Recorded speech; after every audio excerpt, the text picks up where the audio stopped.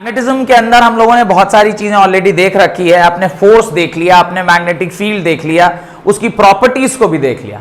आज एक नए टॉपिक के साथ मिले हैं जिसका नाम है charge particle moving in uniform magnetic field. तो एक यूनिफॉर्म मैग्नेटिक फील्ड है और उसके अंदर एक चार्ज पार्टिकल को आप क्या करवा रहे हैं, मूव करवा रहे हैं। तो लिखना स्टार्ट करिए। Right, charge particle when moves in a uniform magnetic field, the charge particle when moves in a uniform magnetic field, it experiences a force on it. It experiences a force on it. It experiences a force on it. Done? अब ये तीन case के अंदर आप इसकी पढ़ाई करते हैं। तो उसके अंदर लिखिए पहला केस वन, पहला लिखिए case one. What is case one? Right, when motion of charge particle, when motion of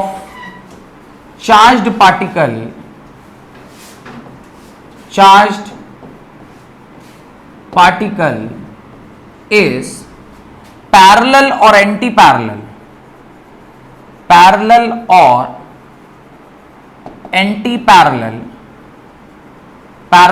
or anti-parallel to the uniform magnetic field, to the uniform magnetic field.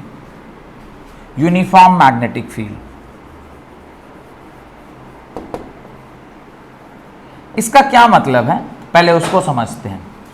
कह रहे हैं आपका जो चार्ज पार्टिकल है उसका जो मोशन है वो या तो पैरेलल है नहीं तो एंटी पैरेलल है। अब मैं अगर थोड़े देर के लिए अपने मैग्नेटिक फील्ड को मान लीजिए मैं ऐसा मान रहा हूं। मैग्नेटिक फील्ड ऐसा मानने का क्या मतलब है? ये मैग्नेटिक फील्ड लाइंस कहां से कहां जा रही हैं? आपकी तरफ से इस बोर्ड के अंदर जा रही हैं। इसका मतलब तो यही है। अब इसके अगर पैरेलल कोई चार्ज मूव कर रहा हो, पैरेलल मूव कर रहा होगा तो चार्ज जो होगा उसका भी सिंबल ऐसे ही बनाएंगे। और अगर एंटी पैरेलल हुआ तो चार्ज कैसा बनेगा? ऐसा बनेगा। यानी जो फोर्स होगा Fm वो किसके बराबर होता है? Q into v cross B के बराबर। Fm is equal to Q into v B sine theta. यहां पर जो थीटा है अगर पैरेलल या एंटी पैरेलल हुआ तो कितना होगा? Theta will be either 0 degree और 180 डिग्री। साइन ऑफ 0 डिग्री या 180 degree both will give same answer. क्या देगा? VB sine of 0 degree. Sine 0 क्या होता है? 0। देयरफॉर जो फोर्स इस पार्टिकल के ऊपर लगेगा वो कितना न्यूटन होगा? 0 न्यूटन होगा। यानी जब कभी भी कोई चार्ज पार्टिकल पैरेलल या एंटी पैरेलल मूव कर रहा होता है with respect to uniform magnetic field, उसके ऊपर जो फोर्स काम करता है वो किसके बराबर होता है? 0 के बराबर। तो ये लिख लीजिए।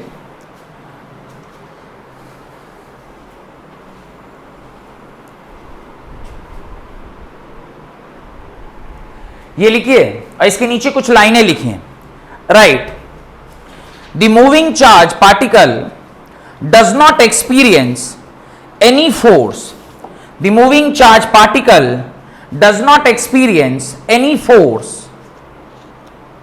Therefore, the charge particle continues to move.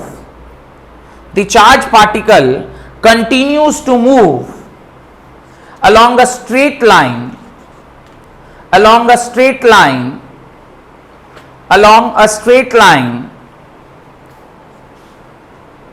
if it moves parallel or anti-parallel, if it moves parallel or anti-parallel to the uniform magnetic field. तो ये पिछले वाले ये से मुझे क्या समझ में आ गया कि अगर मेरा चार्ज पार्टिकल या तो पैरेलल जा रहा हो या एंटी पैरेलल आ रहा हो, अगर मैग्नेटिक फील्ड के साथ पैरेलल या एंटी पैरेलल है तो उसके ऊपर कोई भी फोर्स एक्ट नहीं करेगा और वो सीधे सीधे चला जाएगा। केस नंबर 2, केस 2 क्या है, लिखिए case 2, right. When the charge particle moves, when the charge particle moves, when the charge particle moves perpendicular to the uniform magnetic field, perpendicular to the uniform magnetic field, तो uniform magnetic field के perpendicular अब आपका कौन है, अब ध्यान से देखिए, ये आपका मैग्नेटिक फील्ड है। क्योंकि पहले वाले में हमने ऐसे ही मैग्नेटिक फील्ड बनाया था, तो अभी भी मैं कैसे बना रहा हूं, ऐसे ही बना रहा हूं। ये आपका यूनिफॉर्म मैग्नेटिक फील्ड है जो कि आपकी ओर से कहां जा रहा है, और आपका जो चार्ज पार्टिकल है, सपोज करिए ये वो चार्ज पार्टिकल है जिसके पास चार्ज Q है, ये इसके परपेंडिकुलर मूव कर रहा है। इसकी वेलोसिटी किधर जा रही है, इसके परपेंडिकुलर, दिखाई दे रहा है। अब इसके परपेंडिकुलर अगर वो मूव कर रहा है तो इसके परपेंडिकुलर मूव कर रहा है, तो Fm इज इक्वल टू क्या लिखेंगे, Q into v cross B. Fm यानी magnetic force is equal to Q into v B sine of 90 degree, क्योंकि यहां पे थीटा कितना हो जाएगा, 90 degree, between which two, magnetic field and velocity vector. Sine 90 किसके बराबर, 1 के बराबर, तो फोर्स का मैग्नीट्यूड किसके बराबर आ गया, QV के बराबर। This is the magnitude of force, ये क्या है, मैग्नीट्यूड ऑफ फोर्स है। और मैग्नीट्यूड ऑफ फोर्स निकालने से तो काम बनेगा नहीं, अपने को क्या चाहिए, हम लोग को क्या चाहिए रहता है, हम लोग को मैग्नीट्यूड के साथ साथ डायरेक्शन भी चाहिए, तो हम लोग को इसका डायरेक्शन भी निकालना होगा। डायरेक्शन कैसे निकलेगा, अभी थोड़ी देर पहले हम लोग पढ़े थे, क्या पढ़े थे, लेफ्ट हैंड, फ्लेमिंग्स का लेफ्ट हैंड रूल। फ्लेमिंग का लेफ्ट हैंड रूल क्या कहता है, आप अपने तीनों फिंगर्स को ऐसे निकालिए कि आपस में तीनों फिंगर क्या हो, म्यूचुअली परपेंडिकुलर हो। अब ये क्या है, मदर मोशन यानी फोर्स, फादर फील्ड यानी मैग्नेटिक फील्ड, चाइल्ड माने करंट। आपको यहां पे क्या क्या चीज पता है, आपको क्या क्या पता है, मोशन और मोशन नहीं, फील्ड और करंट पता है। करंट माने चार्ज का मूवमेंट। अब आप इसको इस डायरेक्शन में सेट कीजिए, सेट कर लिए, वो फील्ड है ना सामने वाला, हाँ ऐसे फील्ड है, हाँ बोले तो ऊपर नहीं, सॉरी ऐसे कीजिए, फील्ड, ऐसे किया, फील्ड अंदर, चार्ज का मोशन इधर, तो करंट इधर, ये किधर आया, ये ऐसा हुआ ना, इधर फील्ड, इधर चार्ज का मूवमेंट, पहला। अब मान लीजिए आप इतना इतना तुनक नहीं कर पा रहे, ऐसे ऐसे आपका नहीं हो रहा है, तो क्रॉस प्रोडक्ट तो निकालने जानते हैं, वी वेक्टर की तरफ जाइए, क्रॉस बी, ये तो कर सकते थे, राइट हैंड थंब रूल तो लगा सकते थे, अरे वी क्रॉस बी है ना, तो तने ये नहीं कर पा रहे, ये तो कर पाइएगा, तो आप वेलोसिटी वेक्टर की तरफ ले जाइए, ये वेलोसिटी वेक्टर, और फील्ड कहां है, अंदर की ओर, फोर्स कहां लगेगा, नीचे, ये भी लगा सकते थे, दोनों में से कुछ भी लगाइए। जब आप लगाएंगे तो इसके ऊपर फोर्स कहां लगा, यहां पर। अब देखिए इसको मैं दूसरे रंग से बनाता हूं, यहां पर फोर्स कहां लग गया, यहां लग गया। थोड़ी देर के बाद मैं सोच रहा हूं कि चार्ज कहां पहुंच गया, मान लीजिए यहां पहुंच गया, तो चार्ज यहां पहुंचेगा तो अभी इसका वेलोसिटी क्या है, v है। थोड़ा यहां देखिए, थोड़ी देर के बाद चार्ज कहां पहुंच गया, यहां पहुंच गया, यहां पहुंचा, फिर से आप कीजिए, v किधर है, नीचे, क्रॉस b, फोर्स कहां लगा, अंदर की ओर, फोर्स कहां लगा, अंदर की ओर, तो यहां पे फोर्स कहां लगा, अंदर की ओर। थोड़ी देर के बाद आप फिर इसको देखिए, चार्ज मान लीजिए कहां पहुंच गया, यहां पहुंच गया। अभी आपका चार्ज यहां पर है, और चार्ज अगर वहां पर है तो वेलोसिटी इधर है, v क्रॉस b, फोर्स कहां लग रहा है, फोर्स लगा ऊपर की ओर। और आखिरी एक और पॉइंट है, मान लीजिए चार्ज आपका कहां है, यहां पर है, ये आपका चार्ज है और ये आपका v है, इसका क्या होगा, v क्रॉस b, फोर्स कहां लगा, अंदर की ओर। फोर्स कहां लग रहा है? अब कंटिन्यूअसली अगर कोई चार्ज पर फोर्स अंदर की ओर लग रहा है तो क्या मैं ऐसा कह सकता हूं कि ये एक इस तरह के सर्कुलर ट्रैक पर चल रहा होगा, ऐसे एक सर्कुलर ट्रैक पर चल रहा होगा? ये एक किस ट्रैक पर चल रहा होगा? सर्कुलर ट्रैक पर। ये किस तरह के सर्कुलर ट्रैक पर चल रहा होगा, और ये जो सर्कुलर ट्रैक पर चलेगा तो आप क्या लिखेंगे? जब जब चार्ज पार्टिकल परपेंडिकुलर है यूनिफॉर्म मैग्नेटिक फील्ड के, तब तब चार्ज कैसा मोशन दिखा रहा है? सर्कुलर मोशन दिखा रहा है। और जो फोर्स लगा है वो हमेशा किधर लगा है? अंदर की ओर। और अंदर की ओर लगने वाले फोर्स का मैग्नीट्यूड कितना है? क्यू भी के बराबर, क्यू भी के बराबर। क्या मैं इसी फोर्स को सेंट्रीपिटल फोर्स कह सकता हूं? अगर किसी सेंटर, एक पर्टिकुलर सेंटर के चारों तरफ अगर ये फोर्स लग रहा होगा, इसको क्या बोलेंगे? सेंट्रीपिटल फोर्स बोलेंगे। तो इसी फोर्स को क्या कह सकते हैं? Centripetal force. और यही सेंट्रीपिटल फोर्स है जिसकी मदद से ये क्या कर रहा है? गोल गोल गोल गोल नाच रहा है। तो लिख दीजिए, this force is always perpendicular to the direction of motion. This force is always perpendicular to the direction of motion of the particle as well as always perpendicular to the direction of motion of the particle as well as the magnetic field. Therefore, the path of the charged particle is circular in nature. Therefore, the path of the charged particle is circular in nature.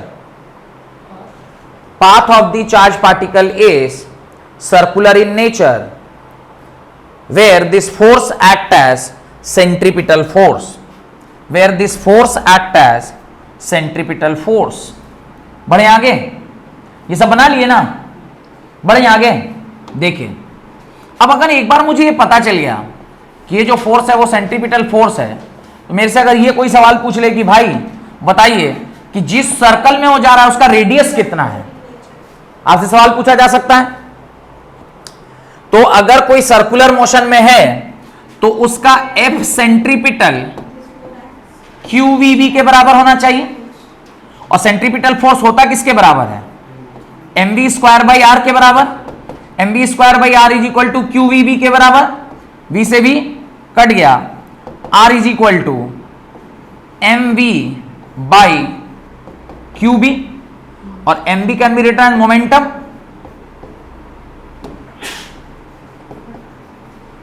तो ये आपका क्या बन जाएगा?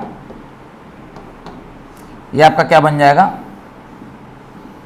Formula बन गया, radius is equal to mv by qb। और इसी को आप r इज इक्वल टू ऐसा भी लिख सकते हैं, v by charge per unit mass into magnetic field.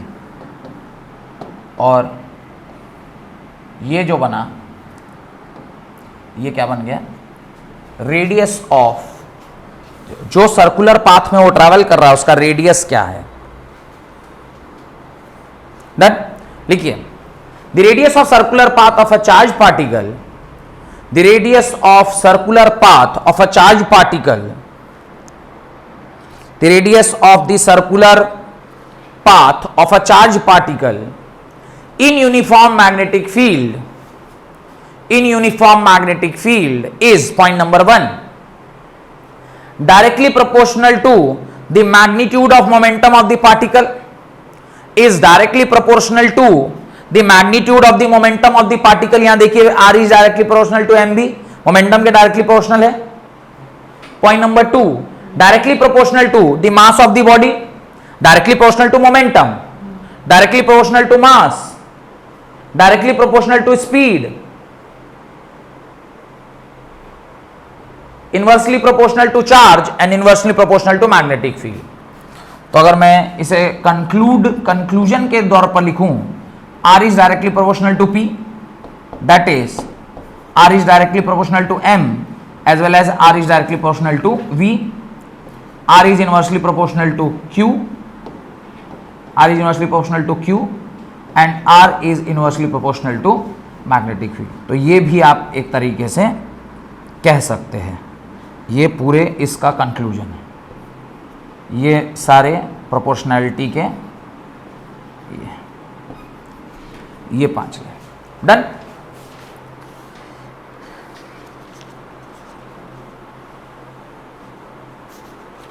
Kinetic energy क्या होगा? जिस सर्कुलर पाथ पर वो ट्रैवल कर रहा है तो उसका कुछ काइनेटिक एनर्जी होगा ना.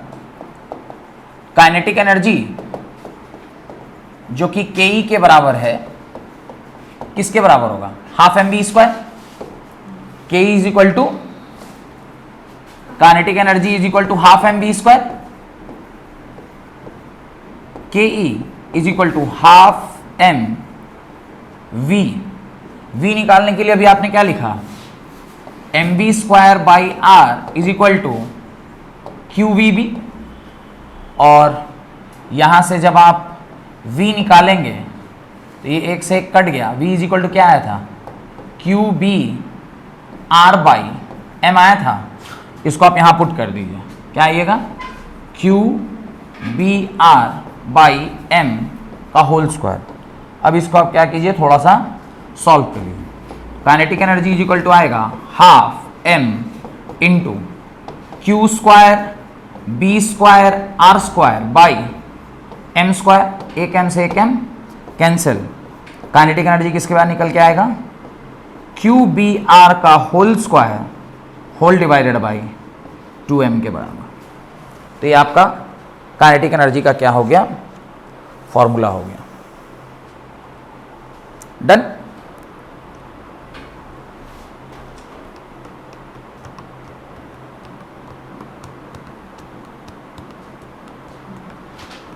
यहां था कोई डाउट? टाइम पीरियड कितना होगा? टाइम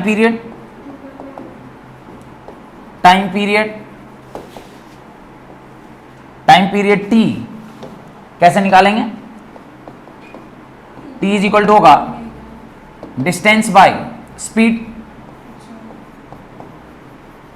डिस्टेंस तो होगा 2 पाई आर और स्पीड भी T is equal to 2 pi R. V के जगह पर अभी कुछ निकाले थे क्या? Q B are by M. R से R cancel. Time is equal to 2 pi M by Q B. Time period. Frequency कितना होगा? 1 upon time period. Frequency mu is equal to 1 upon 2 pi M by Q B. That is mu is equal to q B by 2 pi m. यही जो frequency है इसी को cyclotron frequency भी कहते हैं.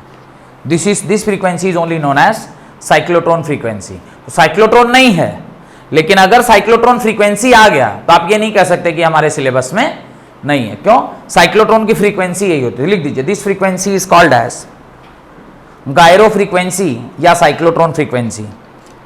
This frequency is called as gyro GYRO gyro frequency या cyclotron frequency.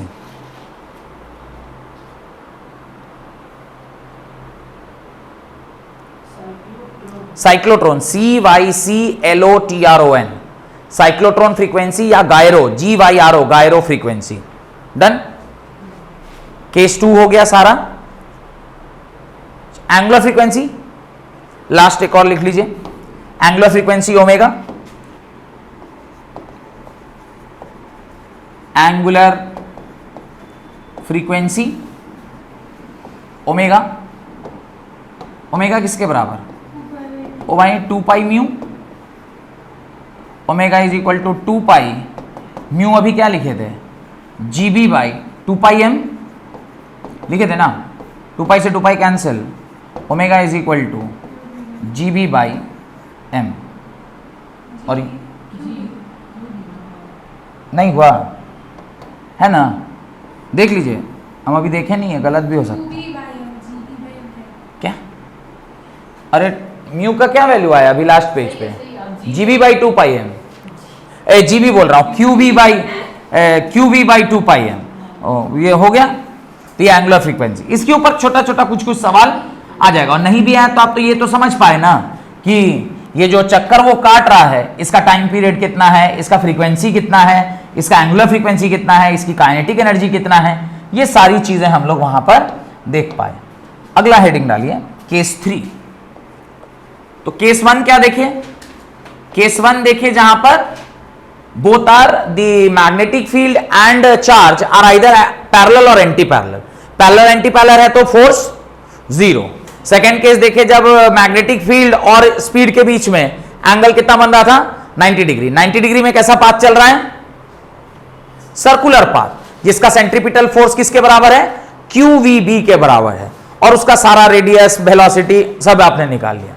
तीसरा केस है जब मैग्नेटिक फील्ड के साथ वो कुछ एंगल बना रहा हो, ऐसे भी तो संभव है कि मैग्नेटिक फील्ड से अब एक तो 0 डिग्री बनाया, एक 90 डिग्री बनाया, कुछ बीच का भी तो बना सकता है। लिखे case 3, when the charge particle moves eight an angle, when the charge particle moves, when the charge particle moves at an angle, at any angle, at any angle, किसी भी एंगल पर जा रहा है, angle theta, at any angle theta. अब इसको थोड़ा सा ध्यान से देखिए, इसको आप थोड़ा ध्यान से देखिए, बहुत समझने वाला चीज है, देखिए ध्यान से। ये आपका एक्स एक्सिस है, ये आपका वाई एक्सिस है, और इधर ये आपका जेड एक्सिस है। हम लोग मान रहे हैं कि मैग्नेटिक फील्ड कहाँ है, इधर जा रहा है, यानी field lines are going something like this. Field lines कैसे जा रहे हैं, ऐसे फील्ड लाइंस जा रहे हैं, this is the direction of field lines. और कोई भी जो चार्ज पार्टिकल है, वो चार्ज पार्टिकल इस फील्ड लाइन से एक रैंडम एंगल पर, इस फील्ड लाइन से एक रैंडम एंगल पर, एक किसी एंगल भी पर ऐसे जा रहा है। तो अभी कैसा बन रहा है, ये आपका मैग्नेटिक फील्ड है, ये आपका वेलोसिटी वेक्टर है। अब इस वेलोसिटी वेक्टर का 2 कंपोनेंट होगा, इस वेलोसिटी वेक्टर का 2 कंपोनेंट होगा, एक होगा v cos थीटा, जो कि इस दिशा में होगा in the direction of field, और एक होगा v sin theta which is perpendicular to the direction of. अब ये वाला खत्म हो गया, अब ये एक वेलोसिटी कितने कंपोनेंट में टूट गया, 2 कंपोनेंट। अब थोड़ा ध्यान से देखें, ये जो v sin थीटा है ये इसके साथ परपेंडिकुलर। अभी आपने देखा जब कभी भी कोई वेलोसिटी किसी मैग्नेटिक फील्ड के साथ परपेंडिकुलर होता है तो वो सर्कुलर मोशन करेगा। तो ये जो पर्टिकुलर चार्ज पार्टिकल है, ये अगर आपका मैग्नेटिक फील्ड है तो क्या होगा, V क्रॉस B, ऐसे फोर्स अंदर लगेगा, ये ऐसे एक सर्कुलर मोशन में जाएगा। चारों साइड से आप इसको घुमा के देख लीजिएगा, ये ऐसे एक सर्कुलर मोशन में जाएगा, यानी parallel perpendicular to the board एक ऐसा सर्कुलर मोशन कर रहा होगा। ये बीच समझ में आ रहा है, क्यों, V क्रॉस B, यहां पे अंदर जब ऊपर पहुंचेगा V क्रॉस B, अंदर इधर पहुंचेगा V क्रॉस B, चारों साइड से जब अंदर हो गया यानी ऐसे एक सर्कुलर पाथ पर वो ट्रेवल करेगा। क्लियर, यानी ये जो चार्ज पार्टिकल है वो इस तरह के एक सर्कुलर पाथ में जाएगा। मैं इधर अलग से बना रहा हूं, इधर थोड़ा कॉम्प्लिकेटेड हो जाएगा। तो ये जो आपका चार्ज पार्टिकल है वो इस तरह के, ये ऐसे आपका मैग्नेटिक फील्ड लाइंस है, ये आपका मैग्नेटिक फील्ड लाइंस है, और इस मैग्नेटिक फील्ड लाइन के परपेंडिकुलर जो प्लेन है उसमें वो ऐसे ऐसे क्या कर रहा है, नाच रहा है। लेकिन ये वाला वेलोसिटी तो उसको ऐसे नचा दिया, ये वाला वेलोसिटी इसको आगे भी लेके जाएगा, ये वेलोसिटी इसको क्या करेगा, आगे भी लेके जाएगा। यानी ये जो पर्टिकुलर ये है, पहला राउंड लगाने के बाद सेकेंड राउंड ये ऐसे निकालेगा और इसका मोशन कैसा होगा? Spiral motion. कैसा होगा? स्पाइरल। क्यों हेलिकल? क्यों होगा? क्योंकि एक कंपोनेंट इसको आगे लेके जा रहा है और एक कंपोनेंट इसको गोल घुमा रहा है। तो इसका जो एक्चुअल फोटो होगा मैं बता देता हूं कैसा होगा। इसका जो फाइनल फोटोग्राफ होगा वो कैसा होगा, देखिए वो ऐसा होगा।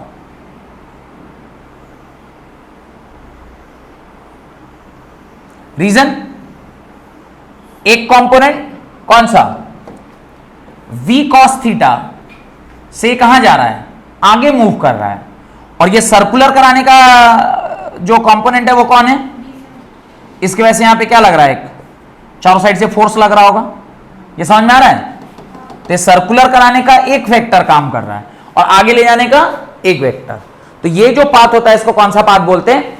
हेलिकल पाथ बोलते हैं। क्या बोलते हैं? Helical path. तो लिखिए पहले, when the charge particle is moving at an angle theta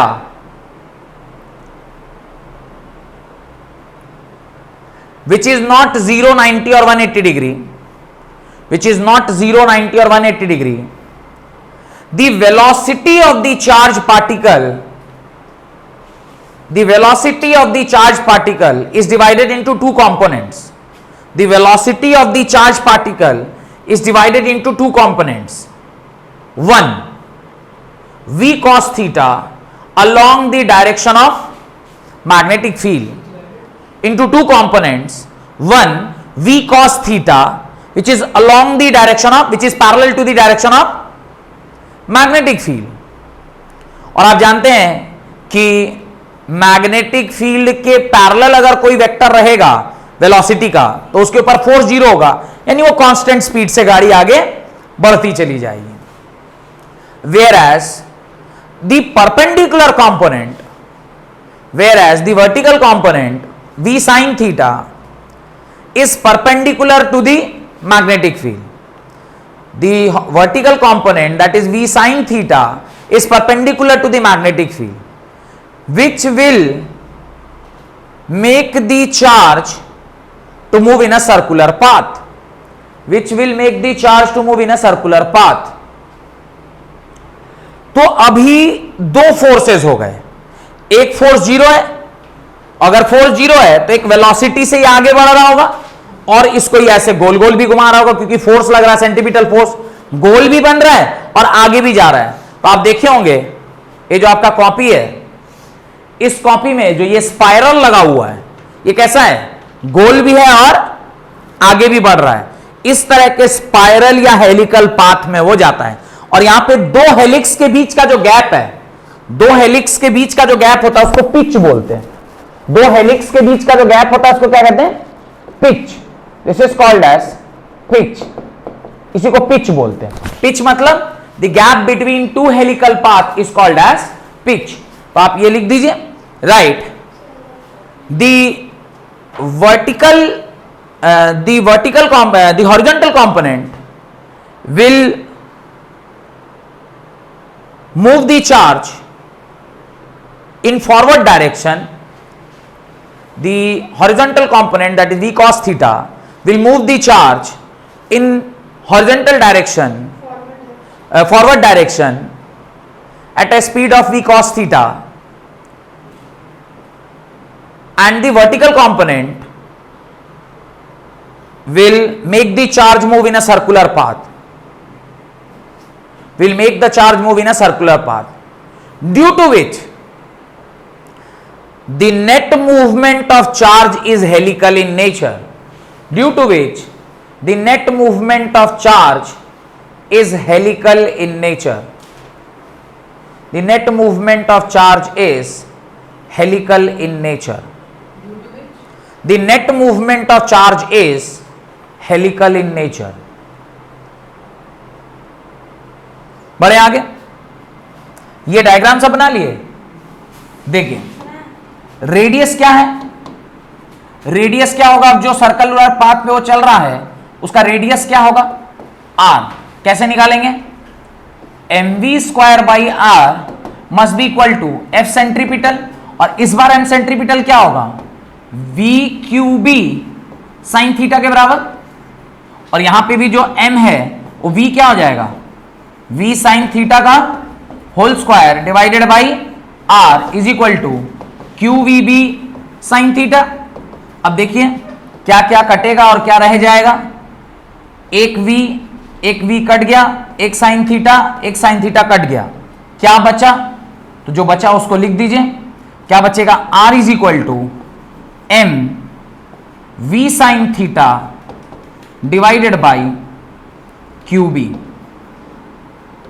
ये समझ में आया, ये आपका क्या बन गया, रेडियस बन गया M we sine theta by Q B. जिस सर्कुलर पाथ पर वो चल रहा है उस सर्कुलर पाथ का रेडियस, और टाइम पीरियड क्या होगा, time is equal to time period is equal to distance by speed. Distance कितना, 2 पाई आर, और स्पीड v साइन थीटा, तो 2 pi R divided by v sine theta, और ये आपका क्या निकल के आ गया, टाइम निकल के आ गया, 2 pi R by v sine theta. किस फ्रीक्वेंसी से जा रहा होगा, 1 upon time period that is equal to frequency which is equal to v sine theta by 2 pi R. ये सब ऐसे कभी डेरिवेशन भी आ जाता है और कभी कभी थ्योरी में भी पूछ लेता है, न्यूमेरिकल भी इसके ऊपर पूछ लेता है। डन।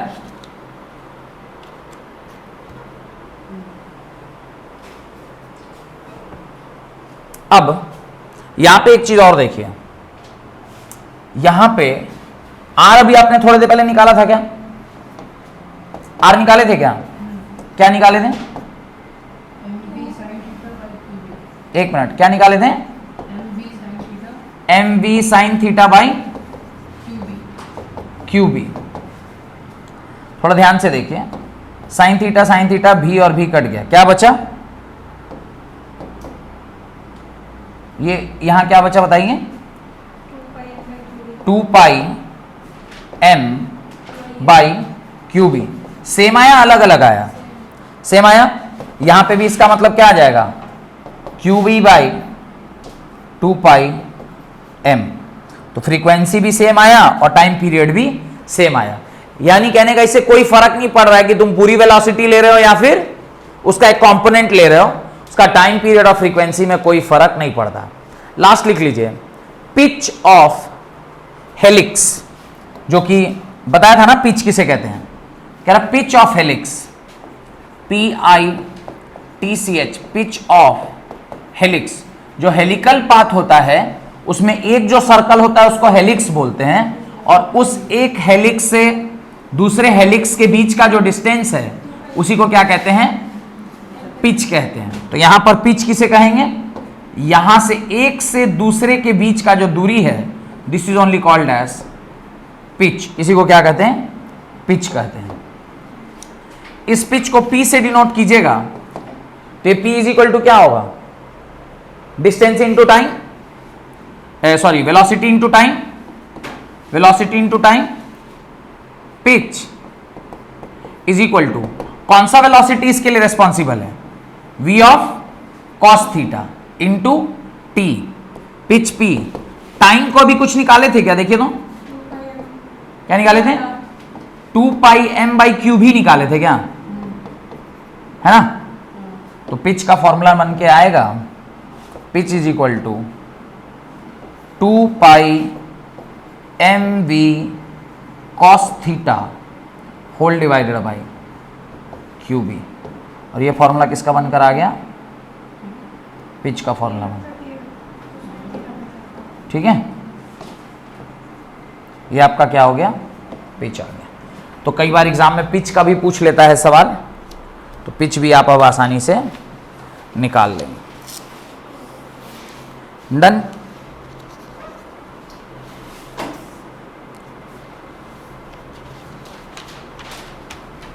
क्वेश्चन करिए।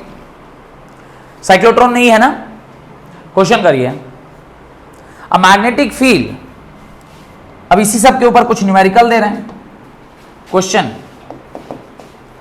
A magnetic field B is equal to 5.0 into 10⁻⁻4 Tesla. B is equal to 5.0 into 10⁻⁻4 Tesla just balances a perpendicular electric field, just balances a perpendicular electric field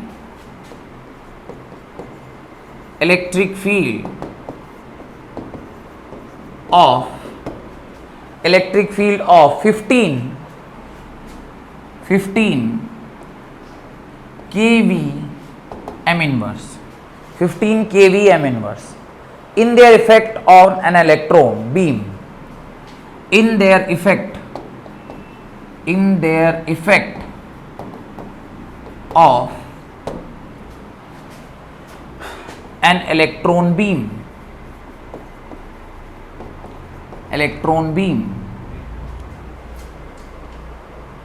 What is the speed of the electron? What is the speed of an electron?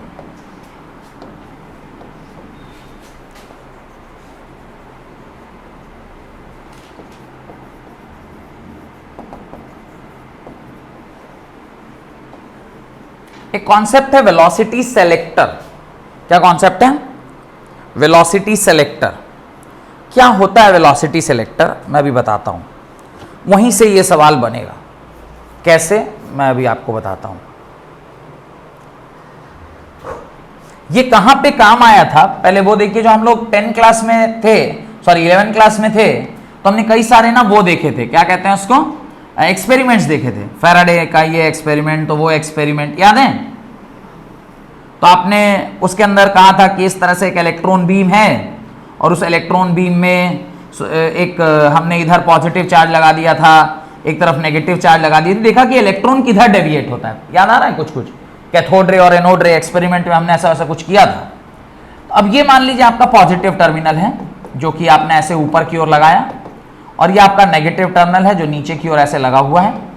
और जो magnetic field है वो कहां जा रहा है, वो ऐसे इनसाइड द बोर्ड इस प्रकार से जा रहा है। वो कहां जा रहा है, ऐसे इनसाइड द बोर्ड जा रहा है। ये आपका मैग्नेटिक फील्ड लाइंस ऐसे है। और एक चार्ज पार्टिकल को, जो कि क्या है हमारे केस में इलेक्ट्रॉन है, उसको आपने क्या किया, इस दोनों टर्मिनल्स के बीच से क्या कराया, पास कराया। मान लीजिए ये मेरा इलेक्ट्रॉन है, इस इलेक्ट्रॉन को आपने यहां से क्या करा दिया, पास करा दिया। ये इलेक्ट्रॉन है, यानी ये इसकी वेलोसिटी वेक्टर होगी। अब थोड़ा सा सोच कर देखिए कि जब मैं इसके ऊपर नेट फोर्स निकालने की कोशिश करूंगा तो दो फोर्सेस इसको एग्जिस्टेंस में आएंगे। कौन कौन से? एक फोर्स यहां से पॉजिटिव टर्मिनल है, ये नेगेटिव टर्मिनल है, तो एक इलेक्ट्रिक फील्ड की वजह से एक फोर्स बन रहा होगा, बनेगा। इलेक्ट्रिक फील्ड की वजह से जो इस चार्ज पार्टिकल के ऊपर फोर्स बन रहा होगा नीचे की ओर, वो किसके बराबर होगा, Q इंटू ई के बराबर होगा। हाँ कि ना? डन। अब दूसरा वाला फोर्स बस मुझे बता दीजिए किसके बराबर होगा, सेकेंड वाला फोर्स किसके बराबर होगा। तो अब ये आपका वेलोसिटी है और ये आपका मैग्नेटिक फील्ड है। एक फोर्स कहां लग रहा होगा, ऊपर की ओर। इसी चार्ज पार्टिकल पर एक फोर्स कहां लग रहा होगा, ऊपर की ओर, और वो किसके बराबर होगा, QVB के बराबर। यहां तक कोई डाउट है तो पूछिए। नहीं। अब अगर ये बैलेंस्ड है, देखिए यहां पे एक शब्द उसने लिखा है बैलेंस्ड, दिखाई दे रहा है, इसने एक शब्द का प्रयोग किया है बैलेंस, यानी जो इलेक्ट्रिक फील्ड है वो मैग्नेटिक फील्ड को क्या कर दे रहा है, बैलेंस कर दे रहा है। तो ये दोनों क्या होने चाहिए, बराबर। अगर ये दोनों बराबर होंगे तो आप क्या लिख सकते हैं, QVB इज इक्वल टू किसके बराबर, QE के बराबर, Q से Q, V is equal to किसके बराबर, इलेक्ट्रिक फील्ड बाई यही जो वेलोसिटी है, इसी वेलोसिटी को आप क्या कहते हैं, वेलोसिटी, सेलेक्टर वेलोसिटी, क्या कहते हैं? Selector velocity. ये एक ऐसी वेलोसिटी है जिस वेलोसिटी पर जो ये पार्टिकल है वो स्ट्रेट निकल जाएगा। ये वो वेलोसिटी है जिस पर नेट फोर्स इसके ऊपर क्या हो जा रहा है? जीरो हो जा रहा है। और नेट फोर्स अगर जीरो हो जाएगा तो सीधा क्रॉस कर जाएगा, इसमें कोई डेविएशन देखने को नहीं मिलेगा। And this velocity is called as selector velocity. इसी वेलोसिटी को हमको क्या बोला था? निकालने के लिए कहा। तो उसने कहा था ना फाइंड दी स्पीड। तो स्पीड क्या होगा? आपको v का वैल्यू दिया है, देखिए तो ये दोनों दिया हुआ है। e का वैल्यू दिया है, कितना दिया है? e का वैल्यू दिया है 15 इंटू 10⁻³ और ये कितना दिया है? 5 into 10⁻⁻⁴। v is equal to 3 बार में 3 इंटू 10⁻⁻⁷ मीटर पर सेकेंड। वेलोसिटी कितना निकल के आ गया? +7। 3 इंटू 10⁻+7। तो वेलोसिटी आ गया 3 इंटू 10⁻+7 मीटर पर सेकेंड।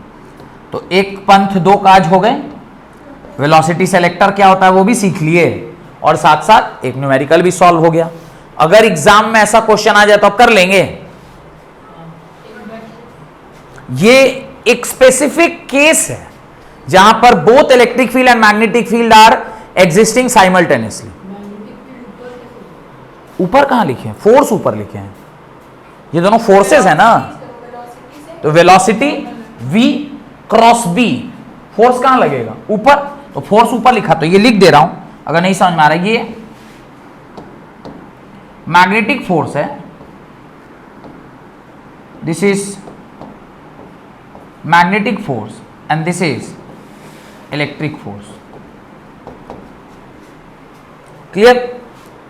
इस तरह का देखिए सवाल सब आता है एग्जाम में। तो अगर आपका कॉन्सेप्ट क्लियर नहीं होगा तो ये सब सवाल आप नहीं बना पाएंगे।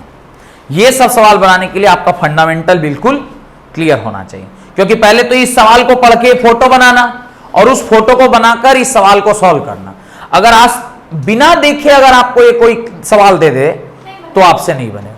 अब आप देख लिए हैं तो आपको ये याद रहेगा कि इस तरह का एक वेलोसिटी सेलेक्टर का सवाल हमने देखा है, और वो वेलोसिटी एक ऐसी वेलोसिटी होती है जिसपे नेट फोर्स ऊपर नीचे क्या हो जाता है? जीरो हो जाता है, जिसकी वजह से, और वो रेशियो क्या है वेलोसिटी का? E/b। यानी इसका उल्टा, अगर रेशियो ऑफ E/b1 है, इसका मतलब वो जो वेलोसिटी होगा, माने अगर वो दोनों बराबर हो जाए, इलेक्ट्रिक फील्ड और मैग्नेटिक फील्ड का वैल्यू, तो रेशियो जो आएगा वो आपको क्या दे देगा? मैग्नेटिक फील्ड दे देगा, ये जो वेलोसिटी दे देगा। एक और अच्छा सवाल है, लिखिए। अ बीम ऑफ प्रोटॉन, अगला सवाल, a beam of proton, a beam of proton, a beam of proton with velocity 4 into 10⁵, with velocity 4 into 10⁵ meter per second, with velocity 4 into 10⁵ meter per second, enters a uniform magnetic field of 0.3 Tesla, enters a uniform magnetic field of 0.3 Tesla at an angle of 60 degree, at an angle of theta is equal to 60 degree. तो ये कौन सा वाला case हो गया? ये कौन सा वाला केस हो गया? थर्ड केस, जहां पे क्या बनेगा? हेलिक्स बनेगा। क्या बनेगा? हेलिक्स बनेगा। Find the radius of the helical path, find the radius of the helical path, find the radius of helical path and also find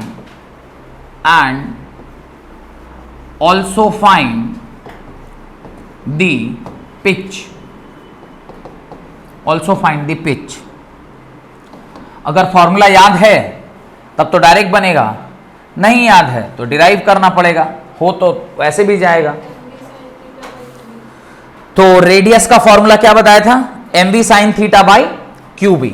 तो R is equal to m we sine theta by Q B. Proton का क्या होता है? 1.6 charge नहीं पता proton का कितना होता है, चार्ज नहीं, मास नहीं ना। मास होता है 1.67 इंटू 10⁻⁻27 kg। बस सारी चीजें आपको पता रहती है, डाल दीजिए आंसर आ जाएगा। डाल के आंसर निकालिए। 1.67 इंटू 10⁻⁻27 kg इंटू वेलोसिटी आपको दिया हुआ है 4 इंटू 10⁵ इंटू साइन 60, मेरे ख्याल से √3/2 होगा, मैं डायरेक्टली √3/2 ही लिख दे रहा हूँ। Sine 60 is equal to √3/2 whole divided by q का वैल्यू होता है 1.6 इंटू 10⁻⁻19 इंटू बी हमको लगता है दिया हुआ है 0.3। सारी वैल्यूज को आप पुट करिए और जो आंसर आएगा that is equal to 1.2 centimetre. Radius कितना आया?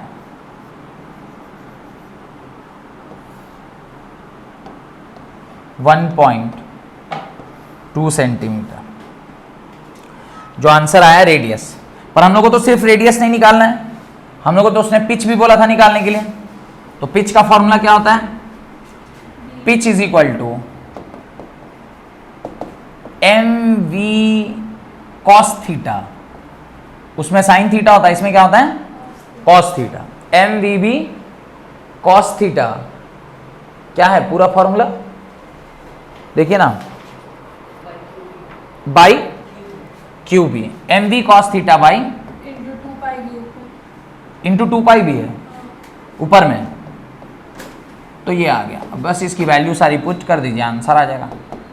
2 pi is 3.14, mass again is 1.67 into 10⁻⁻27, v is दिया हुआ है 4 इंटू 10⁻⁻5 की +5 +5 cos 60 क्या होगा? हाफ, है ना, होल डिवाइडेड बाई, और q तो है 1.6 इंटू 10⁻⁻19 और v इज इक्वल टू 0.3। जब इन सारी वैल्यूज को आप पुट करके सॉल्व कीजिएगा तो पिच जो है वो निकल के आता है 4.37 सेंटीमीटर। 4.37 सेंटीमीटर। तो देख, फॉर्मूला अगर याद है तो ये सब सवाल में कोई दम नहीं है कोई बात इसमें? ये छोटा है, काफी छोटा है, तो आप सेंटीमीटर में लिख सकते हैं।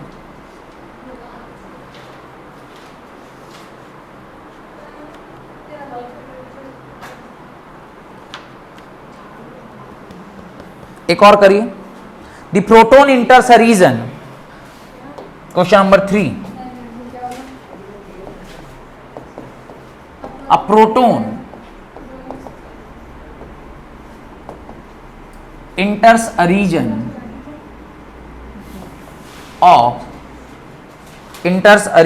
of a proton enters a region of uniform magnetic field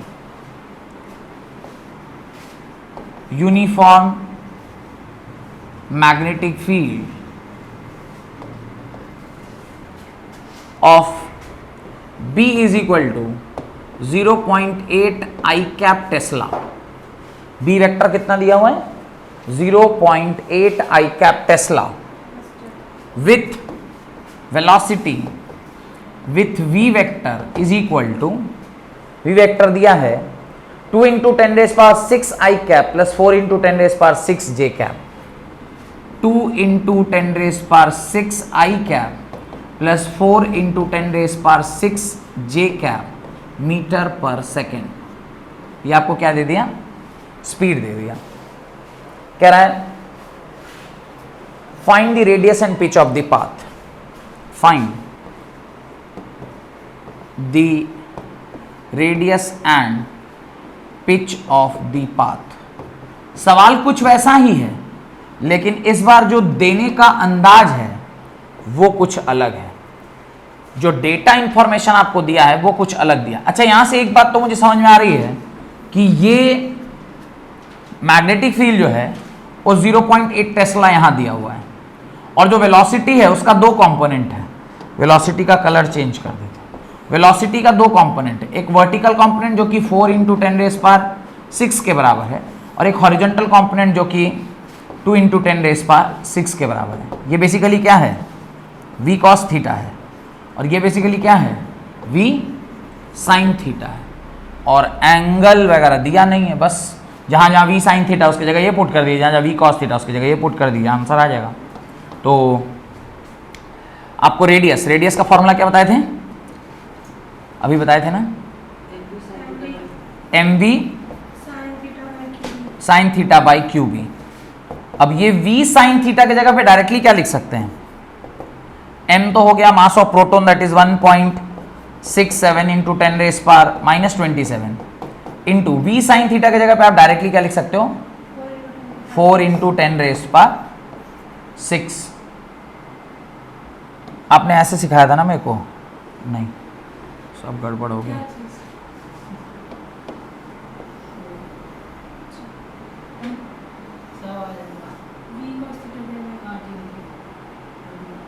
अच्छा, v cos थीटा है ना, उसको ऊपर आप लिख दिए। कोई बात नहीं, मैं v cos थीटा फिर लिख देता हूँ। ये आ गया, होल डिवाइडेड बाई चार्ज कितना दिया है? 1.6 × 10⁻⁻19 इंटू ये कितना दिया हुआ है? 0.8। जब आप इसको सॉल्व करिएगा, आर का वैल्यू कितना आ रहा है? आर का वैल्यू आएगा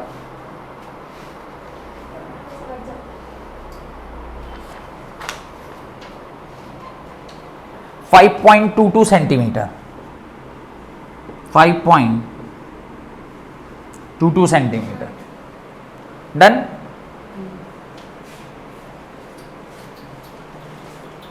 और पिच का value, how to find pitch? Pitch is equal to how much? mv cos theta by qb।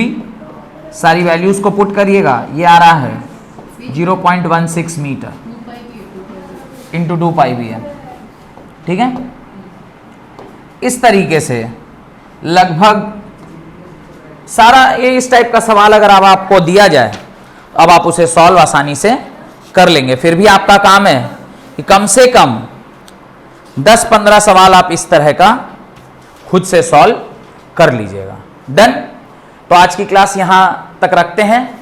अगली क्लास में एक नया टॉपिक पढ़ेंगे जिसका नाम है बायो सावर्ट्स लॉ। बहुत बहुत धन्यवाद आज की क्लास अटेंड करने के लिए।